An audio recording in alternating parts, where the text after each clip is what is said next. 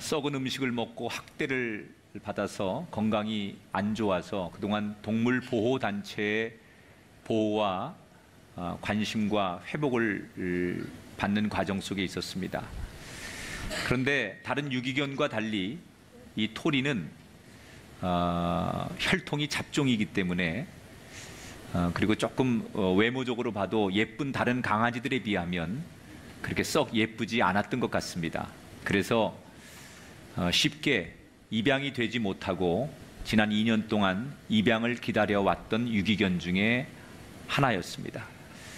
그런데 어느 날 이번에 대통령이 되신 문 대통령의 선택을 받게 됩니다. 대통령이 이 토리를 입양하기로 결정을 했습니다. 엄청난 화제가 되고 있어요. 그래서 세계 최초로 이 토리라고 하는 개에게 닉네임이 붙었습니다. 세계 최초로 유기견 출신의 퍼스트 도그. 지금까지는 참 이 토리는 많은 사람들로부터 외면을 받았지만 정말 마지막에 대통령 한 사람의 선택으로 그가 주목을 받고 그의 삶이 달라졌습니다. 우리 인생도 마찬가지라고 생각합니다. 우리는 많은 사람들에게 인정을 받고 선택을 받아야 행복하다고 생각하는데 사실은 우리는 한 분에게만 인정받아도 행복할 수 있습니다. 아니, 한 분에게 인정받아야 행복한 거죠. 그것은 바로 우리를 창조하신 창조주 하나님께 인정받을 때 세상에 수없는 사람이 그를 인정해도 하나님이 인정하지 않는다면 그 인생은 절대로 행복할 수 없습니다. 오늘 누가복음 20장 후반절과 21장 그 초반부까지 세 가지의 스토리가 등장합니다. 이 세 이야기를 통해서 우리는 사람들께 인정받는 것이 아닌 하나님께 인정받는 인생이 되기 위해서 어떤 삶을 살아야 하느냐. 지난 시간에 유대 지도자들 서기관과 사두개인들의 날선 질문에 예수님께서 너무 쉽게 그 질문을 답변하시고 논쟁하려고 하는 그들의 도전적인 공격 앞에 그들을 정말 지혜롭게 잘 제압하셔서 논쟁에서 이기신 예수님께서 이 논쟁의 과정을 잘 마무리하신 다음에 제자들에게 이런 당부를 하십니다. 서기관들을 조심해라. 왜 예수님은 어떤 대상을 지칭하시면서 그 서기관들을 너희들이 조심해야 된다라고 말씀하시는 걸까? 그 이유를 곧바로 46절에서 이렇게 소개합니다. 긴 옷을 입고 다니는 것을 원하며 시장에서 문안받는 것과 회당의 높은 자리와 잔치의 윗자리를 좋아하는 서기관들을 삼가라. 서기관들이 어떤 사람들이냐? 그 당시 몇 가지 특징이 있었는데 긴 옷을 입고 다니는 것을 좋아하고 사람을 만나면 먼저 인사하는 것보다 아주 거만하게 상대가 인사하기를 기다리는 허세를 떠는 사람들이 많았다는 거예요. 그런 서기관들을 너희들 가까이 하지 말고 배우지 말아라, 그런 얘기예요.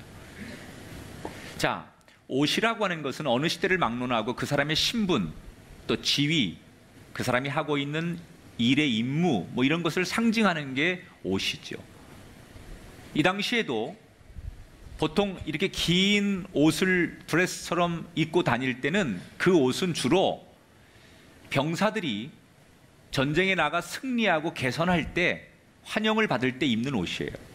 아니면 왕이 집무실이나 또는 아주 공식적인 행사에 즐겁게 참석할 때 입는 외출복 중에 하나가 이런 긴 옷이고, 또 제사장이 성전에서 제사를 집례할 때 입는 옷이 이런 유형의 옷이에요.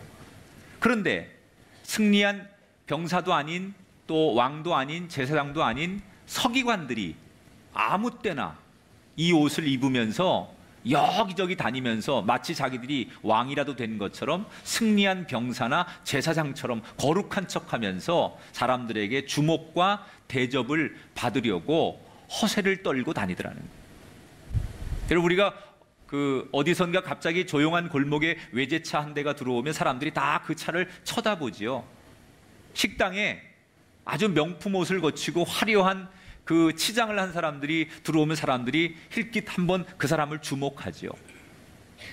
아마 서기관들은 그런 심리였던 것 같아요. 사람들에게 더 대접받고 주목받고 싶은 욕심에 요즘 말로 말하면 비싼 명품 옷을 걸치고 비싼 시계나 선글라스나 뭐 이런 것들을 다 치장하고 다니면서 자기들의 능력을 사람들에게 과시하기를 좋아했던 사람들이 바로 서기관들이었다는 거예요. 그럼 이 서기관들은 무슨 돈이 있어서 그렇게 비싼 옷과 치장을 하고 다녔을까? 돈이 필요하고 그 돈으로 이렇게 치장을 하려니 그 사람들이 어딘가 돈이 들어오는 구멍이 있어야 되는데 그 돈을 어디서 충당했느냐? 20장 40절에 보니까 이렇게 소개합니다. 그들은 과부의 가산을 삼키며 외식으로 길게 기도했던 사람들이다. 이 당시는 로마의 통치를 받으면서 로마법이라는 게 있었지만 사회에는 또 다른 이 유대인들이 정말 법으로 진짜 인정하고 지키는 사회법이 하나 있었어요. 그게 바로 구약서부터 내려오는 율법이에요. 소위 그 로마가 말하는 법보다는 유대인들은 이 사회법을 가지고 통상적으로 살아가는데 굉장히 중요한 기준을 삼았습니다. 그런데 율법이라는 게 여러분 굉장히 복잡하잖아요. 구약에 모세에게 주었던 율법을 사람들이 계속 첨가하고 그것을 뭐 세분화하고 하다 보니까 율법이라는 게 원래의 취지와 다르게 굉장히 복잡해졌어요. 그래서 율법이 중요한 건 알았지만 너무 복잡하기 때문에 일반인들은 그 법을 잘 몰라요. 우리가 여러분 상식적인 법은 잘 알지만 조금 복잡한 뭐 민사, 형사 이런 소송으로 들어가게 되면 변호사나 무슨 이 법을 전공한 분들의 도움을 받지 않고는 우리가 그 법을 해석하는 데 한계가 있듯이 율법이라는 것도 이 당시 많은 사람들에게 율법이 좋은 건 줄 알지만 그 율법을 적용하며 살기에는 굉장히 어려움이 많았어요. 그런데 이 율법에 굉장히 능통했던 사람들이 누구냐? 바로 서기관들이에요. 이 당시 남편들이 혹시 자기가 중간에 죽게 되면 그 혼자 남은 자기 아내와 어린 아이들을 위해서 법적인 보호자로 서기관들을 많이 지정했었습니다. 왜냐하면 서기관들이 율법을 굉장히 잘 아니까 서기관들에게 내 홀로 남은 아내와 아이들을 위해서 우리의 재산을, 내 재산을 법적으로 법적인 지위를 가지고 보호자로서 지켜주십시오. 이렇게 법적 대리인으로 서기관들을 많이 지목하던 때예요. 그러면 이 서기관들이 자기들이 그 임무대로 홀로 된 과부나 그 아이들을 위해서 그 재산을 잘 지켜주는 순수한 법조인이 돼야 되는데 그렇지 않은 거예요. 오히려 일반인들이 율법을 잘 알지 못한다는 약점을 파고들어서 그 율법을 교묘하게 조작해서 혼자 남은 과부와 어려운 사람들의 주머니를 뺏어서 자기 주머니에 채우는 일을 해가지고 돈을 벌던 사람들이 서기관들이었다. 지금 예수님이 그 얘기를 하는 거예요. 자, 왜 서기관들이 율법을 가지고 악용해서 연약한 사람들의 주머니에 있는 것을 뺏어서 이렇게 자기 잘 먹고 잘 사는 일에 이 사람들이 그리고 명품 옷이나 사가지고 거들먹거리고 다니면서 이렇게 비판받는 이런 쓰레기 같은 인생이 되었을까? 무엇이 이들을 이 악순환의 고리에서 빠져나오지 못하게 만드는 걸까? 그 이유는 이 사람들의 심리가 누군가로부터 대접받고 주목받고 인기를 얻고 싶은 아주 기본적인 본능에 벗어나지 못했다는 거예요. 욕심, 남보다 앞서고 싶고 남에게 인정받고 싶은 욕심, 남에게 군림하고 싶은 그 욕심이 결국 남의 것을 훔치게 하고 위선적으로 살게 하고 결과적으로 율법과 하나님을 무시하는 인생이 되더라는 거예요. 적어도 이 서기관들의 인생의 가치관 속에는 자기들이 남에게 이렇게 화려하고 인정받고 주목받으면 이게 인생의 성공이라고 그 사람들은 믿었던 거예요. 여러분, 현대인들의 성공의 기준은 많이 가져야 된다고 생각하죠. 돈을 많이 갖거나 또는 지위를 갖거나 명예와 인기나 남들보다 더 많이 소유하고 그래서 군림하고 높은 자리에 앉으면 그게 우리는 성공이라고 정의합니다. 아마 서기관들도 그런 잣대를 가지고 본인들이 이렇게 해서 남들보다 우위에 있고 군림하고 인기와 명예와 주목을 받는 인생이 되다 보니 자신들은 이게 성공이라고 생각했던 것 같아요. 그런데 자기들은 잘 살고 있다고 생각하고 성공했다고 생각하는 이 서기관들을 향해 예수님 뭐라고 말씀하시느냐? 47절에 이렇게 얘기하시죠. 그들은 다른 사람들보다 더 엄중한 심판을 받게 될 것이다. 그들이 자기들의 욕심 덕분에 모두의 주목과 칭송을 받는 인생이 된 것은 사실이에요. 사람들에게 주목을 받고 조금 다른 사람들보다 더 좋은 옷을 입고 더 잘 먹고 잘 사는 건 사실이에요. 그런데 그 욕심 때문에 예수님 뭐라고요? 너희들이 영원한 심판을 받는 인생이 되고 말 것이다. 여러분, 이 서기관들의 이야기가 우리가 손가락질만 할 그런 대상들은 아닌 것 같아요. 왜? 우리도 명품을 좋아하지 않습니까? 남들에게 주목받고 싶어서 어떻게 하면 더 화려하고 멋지고 비싸고 좋은 것으로 남 앞에 나를 치장할까? 그런 욕심이 우리에게도 있지 않습니까?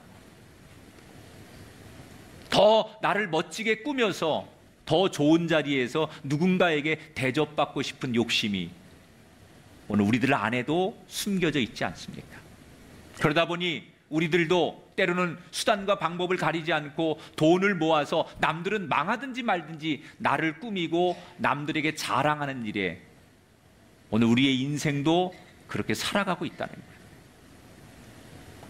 그렇게 우리가 어떻게 하든지 멋지게 꾸며서 남들의 주목을 받고 남들 앞에 내 이름이 칭송을 받으며 살면 그게 정말 성공입니까?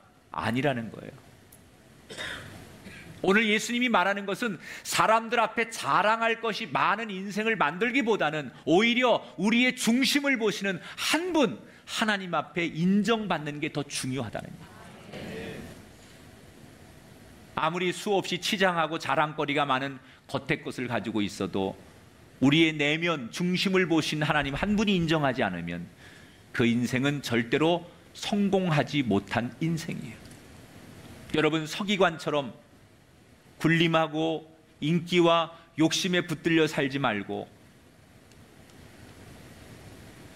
주목받고 싶은 욕심 대신에 하나님을 오히려 더 바라보고 주목하는 인생이 되시고, 칭송받고 싶은 욕심이 생길 때마다 하나님을 더 칭송하고 찬송하는 인생이 되시고, 수단과 방법을 가리지 않고 부자가 되겠다는 욕심 대신에 하나님께서 주실 것을 기대하는 믿음으로 사는 저와 여러분이 되기를 축복합니다.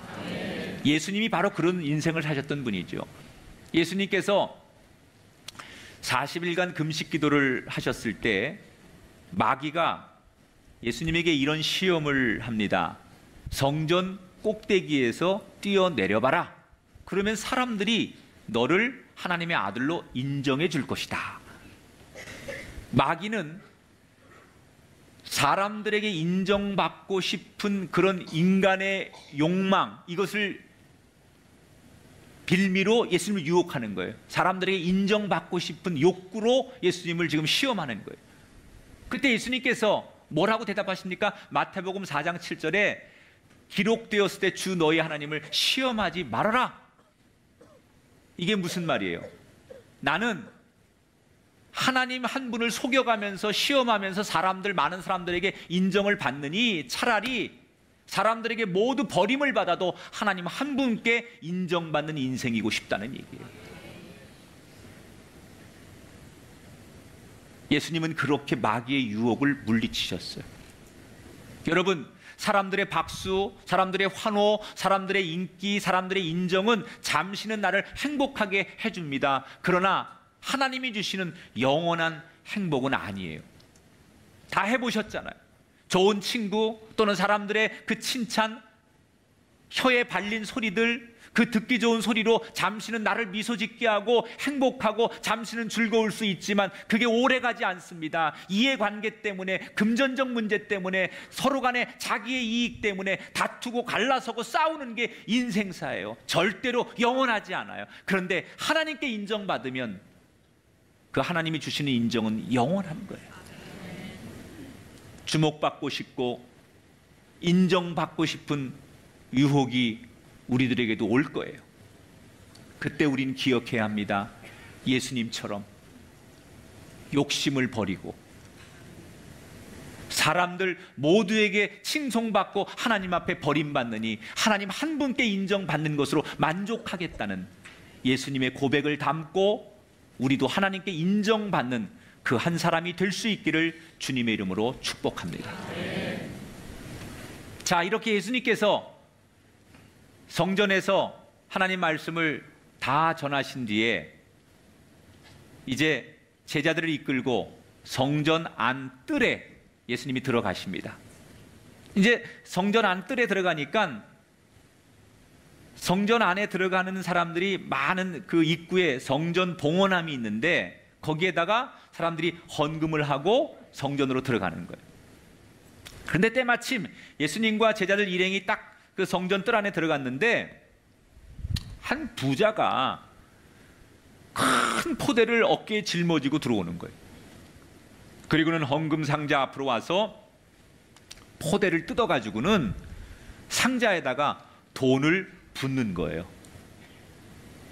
그 동전이 금속과 금속이 부딪히니까 소리가 들리는데 어떤 소리였겠어요?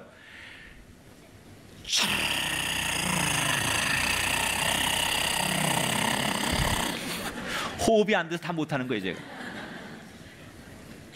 얼마나 많은 동전이든지 그 소리가 끊임없이 성전 안을 계속해서 울릴 정도로 동전이 내는 금속 소리가 사람들을 다 주목시키는 거예요.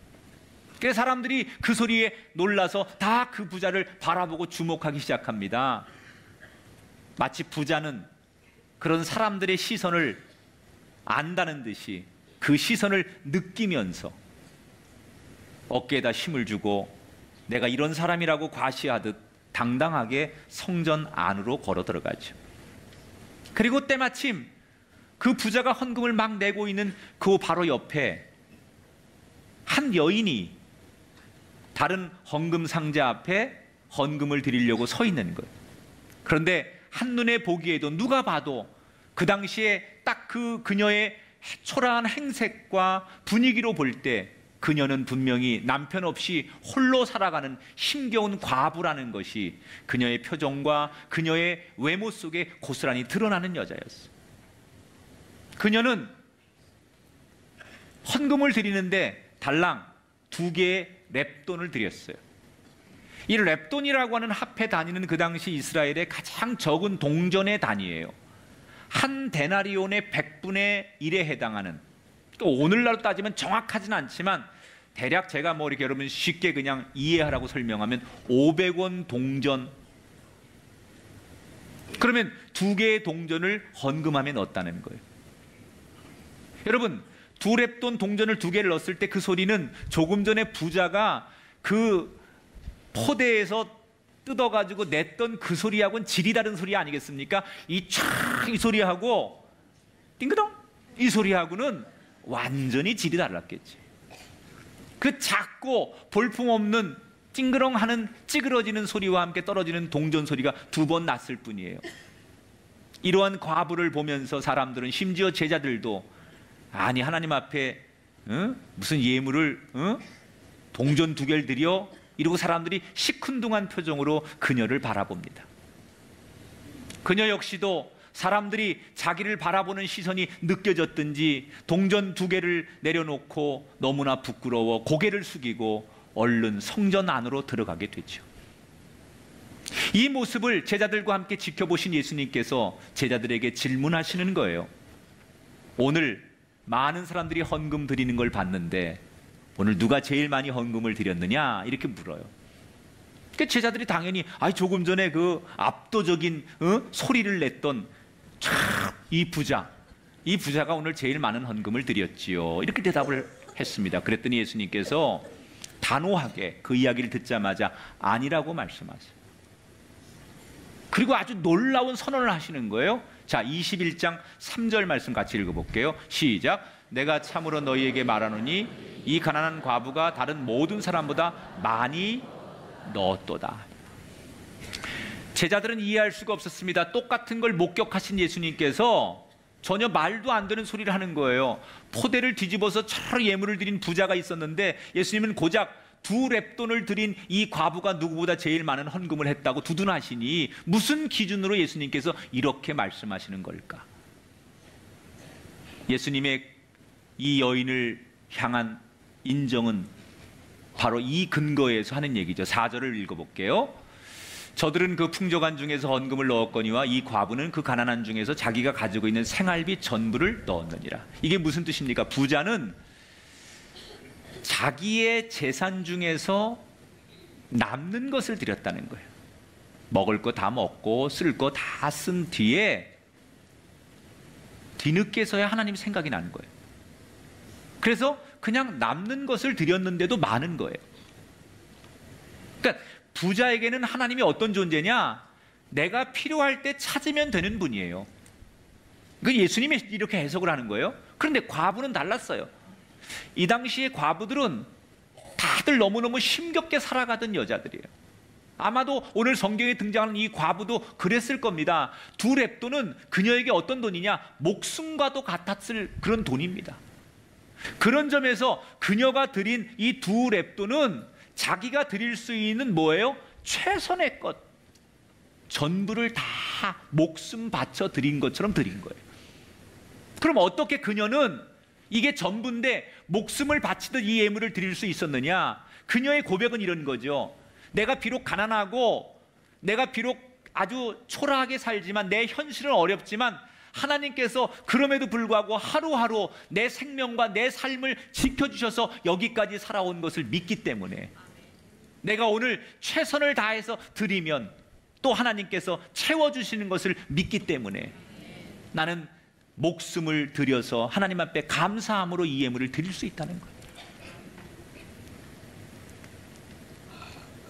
여러분, 누릴 거 다 누리고 남은 것으로 하나님 앞에 헌금한 부자, 반면에 자신의 목숨과 같은 생활비를 드린 전부를 놓은 이 과부, 여러분이 하나님이라면 누구의 예물을 더 기쁘게 받겠습니까? 내 목숨을 다해서 그 하나님을 신뢰하고 감사하면서 드린 작지만 그녀의 헌금과 많기는 하지만 내가 쓰다 남는 것 여유가 있기 때문에 오늘은 하나님 앞에 드려야지 라고 해서 드리는 개념이 다른 예물, 하나님은 이걸 보신 거예요. 여러분, 하나님이 인정하는 사람은 어떤 사람이냐? 꼭 시간을 많이 들이고 굉장히 많은 분량의 봉사를 하고 꼭 리더가 돼야 되고, 아니 많은 업적과 많은 뭐 경륜이 있어서 이 사람이 탁월한, 사람들이 봤을 때 순위상 앞에 가 있는 사람이어야 그 사람을 하나님이 인정하는 게 아닙니다. 적은 시간을 봉사하고 적은 예물을 드리고 아주 배운 것 없어 자기가 할 수 있는 일이 단순한 사람이지만 그 마음속에 그 동기가 그 하나님을 기쁘게 하고 최선을 다하고 자신의 삶을 드리려고 하는 진정한 동기에서 시작하는 사람의 삶을 하나님께서 인정하신다는 거예요. 내게 있는 모든 것을 다해 최선을 다하는 사람, 이게 하나님이 인정하는 거예요. 제자들의 마음속에는, 많은 유대인들의 마음속엔 내가 하나님 앞에 헌신을 많이 하면 축복도 많이 받을 거라고 사람들은 생각했었겠죠. 그때 예수님께서 이 제자들의 성전이 워낙 크게 잘 지어져 있고 이 성전이 지금 있는 한은 이곳은 절대로 멸망하지 않을 거다라고 그렇게 좋아하는 제자들에게 아주 차가운 눈초리와 함께 단호하게 예수님 말씀하시죠. 21장 6절의 말씀에 같이 읽어볼게요. 시작. 너희 보는 이것들이 날이 이르면 돌 하나도 돌 위에 남지 않고 다 무너뜨려지리라. 유대인들이 그렇게 자랑하고 놀랍게 생각했던 성전이 언젠가는 돌 위에 돌 하나 남지 않고 다 무너져 버릴 것이다, 이렇게 예언을 하셨어요. 제자들이 이 얘기를 듣고 어떻게 생각했을까요? 하나도 공감을 안 하는 거예요. 참 예수님 참나, 아니 어이가 없어서, 아니 이렇게 건물 이 화려하고 크게 잘 짓고 이렇게 대단한 건물이 없어지다니, 더군다나 하나님 앞에 예배하는 성전이 없어지다니, 그럴 리가 있겠냐는 거예요. 예수님이 예언을 하는데도 제자들이 그 말을 하나도 공감을 안 하는 거예요. 그런데 여러분 어떻게 됩니까? 예수님이 이 예언을 하신 지 정확히 40년이 지난 주후 70년에 예수님의 예언은 현실이 되었어요. 그러면 여기서 우리는 한 가지 의문이 있어요. 하나님이 하나님 앞에 예배하려고 지은 성전을 왜 무너뜨리도록 허락하셨을까?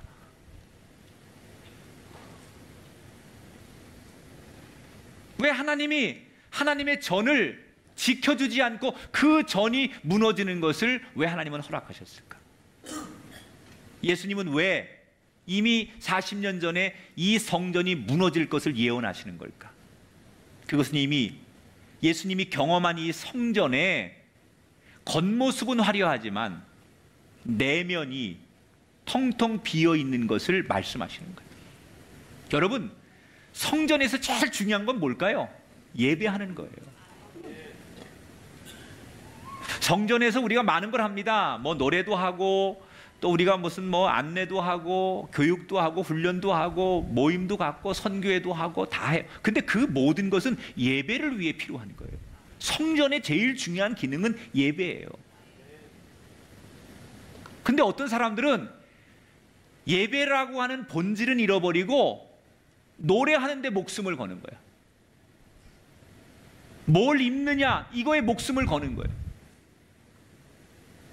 몇 명이 모여서 회의를 하느냐, 이거에 목숨을 걸어요. 그래서 무슨 선교회가 점심 봉사를 어떻게 할 거냐, 점심 식사 이것 때문에 본질적으로 예배를 드리지 못하고 이것 때문에 교회가 아주 무슨 문제가 생기다. 이건 완전히 성전의 기능을 잃어버린 거예요. 성전은 예배하는 곳이고 그 예배를 위해서 노래도 필요하고 예배를 위해서 먹는 것도 필요한 거지, 예배가 빠진 상황에서 뭐가 존재한다는 것은 아무 의미가 없다는 거예요. 물론 이런 건 있어요. 우리가 성전에 와서 예배를 드리는데 잔잔한 음악이 흘러요. 그 예배가 더 은혜롭지요. 이런 조명이나 이런 그런 현대 장비들이 존재해서 이렇게 화면이 떠지고 이런 것은 예배를 돕는 기능을 하는 거예요. 그러나 이것이 더 본질이 돼서 예배가 없어지고 이것만 존재한다면 그것은 성전의 기능을 상실하는 거라는 거죠. 여러분, 우리가 알아야 돼요. 우리가 평생 예수 믿으면서 우리가 여러분 교회 나오면서 제일 중요한 건 예배예요. 이거보다 앞서면 안 돼요. 이 본질을 깨트리면 안 돼요. 그런데 지금 예수님 당시에 예루살렘 성전은 어땠습니까? 지금까지 예수님께서 이 누가복음을 통해서 우리에게 논쟁하시고 제사장과 싸웠던 이유가 뭐예요? 예배당이, 성전이 하나님 앞에 예배하는 것보다는 돈놀이에 열중하면서 장사를 조장했습니다. 지금까지 예수님이 경험했던 이 성전은 예배하는 것보다는 율법으로 논쟁하고 따지고 싸우는 걸 좋아했습니다. 예수님이 경험한 이 성전은 예배하기보다는 자신의 권력들을 지키는 기득권들의 싸움에 열중하는 모습만 보았다는 거예요. 적어도 지금 이 예루살렘 성전이 하나님 앞에 예배하는 마음이 없습니다. 물론 당시에 그 예루살렘 성전 안에서 제사장들이 화려하고 비싼 옷을 입고 다니면서 안식일마다 절기마다 예배를 드리긴 했어요. 그런데 그 예배는 무슨 예배였습니까? 알맹이가 빠진 예배를 드렸다는 얘기예요. 날마다 예배를 드리긴 했지만 적어도 예수님 눈에 비춰지는 그 예배는 알맹이 없는 예배, 하나님 없는 예배, 그냥 노래만 있고 그냥 무슨 사람이 즐거움만 있고 웃음이 있고 사람의 숫자만 있었지 하나님이 기뻐하고 하나님이 원하는 그런 예배가 아니었다는 거예요. 그래서 예수님은 지금 이 화려한 하나님의 전이지만 이 성전이 돌 하나도 남지 않고 무너질 것이다 라고 예언하셨어요. 그러면 예수님의 예언은 40년 전의 예언은 진짜로 그렇게 될 거다라는 것을 말씀하시는 것도 있지만 예수님이 진짜 의도는 뭐예요? 그렇게 되지 않기를 원하신다는 거예요. 예수님이 이 예언을 하신 것은 지금 예수님의 이 경고와 이 예언을 듣고 지금이라도 성전 안에 모이는 사람들이 예배 중심으로 돌아오기를 원하시는 거예요. 회복하기를 원하는 거예요. 본질이 살아나기를 원하시는 거예요. 할렐루야. 그래서 이 예언이, 여러분, 예언이 꼭 그렇게 된다, 무슨 뭐 심판을 예언했다고 해서 그렇게 된다, 이미 끝나는 게 아니라 이런 말씀이 들려질 때는 그 말씀을 통해서 우리가 지금이라도 돌아오고 회복하고 참회하고 회개하기를 원하는 하나님의 진중한 본래의 뜻이 들어있음을 우리가 알아야 된다는 거예요. 그런데 이 예언을 들은 제자들과 유대인들이 어떤 반응이에요? 전혀 시큰둥한 거예요. 그럴 리가? 예수님은 참고 또 참고 하나님과 또 참았지만 결국 그들이 본질로 돌아오지 않는 것을 보시며 이 성전을 40년 뒤 주 70년에 심판하시게 되는 거예요.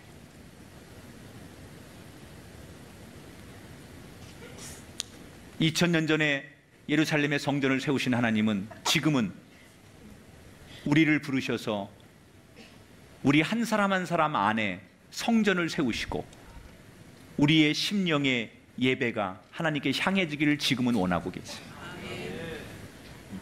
그렇다면 이제 우리는 어떻게 살아야 됩니까? 예수님의 부르심에 응답해서 우리는 우리의 내면을 채우는 예배자가 되어야 돼요. 사람들 앞에 인정받고 싶어서 그동안 겉을 꾸며서 그렇게 살았던 예배자, 그런 형식적인 그런 인생이 아니라 그런 것을 다 버리고 하나님을 향한 믿음과 소망과 사랑, 그런 예배의 마음으로 우리의 내면을 잘 채워서 하나님 앞에 인정받는 인생이 되어야 될 줄 믿습니다. 여러분, 우리는 다수로부터 인정받고 싶어 합니다. 많은 사람들로부터 인정받고 싶어 합니다. 그러나 오늘 복음은 먼저 하나님 한 분께 인정받으라고 말씀합니다. 여러분은 그래도 하나님보단 다수의 인정이 좋습니까? 오늘 이 복음 앞에 우리가 돌아설 수 있게 되기를 축복합니다. 많은 사람들의 인정 그것 말고 한 분이신 하나님께 인정받는 것. 물론 극단적으로 둘 중에 하나를 선택하라는 얘기는 아니겠죠. 하나님께 인정받으면 사람들에게 버림받는 말씀 아니에요. 하나님께 인정받으면 사람들에게도 끝까지 인정받는 삶이 더불어 주어지리라. 왜? 이것이 하나님의 창조의 법칙이기 때문에.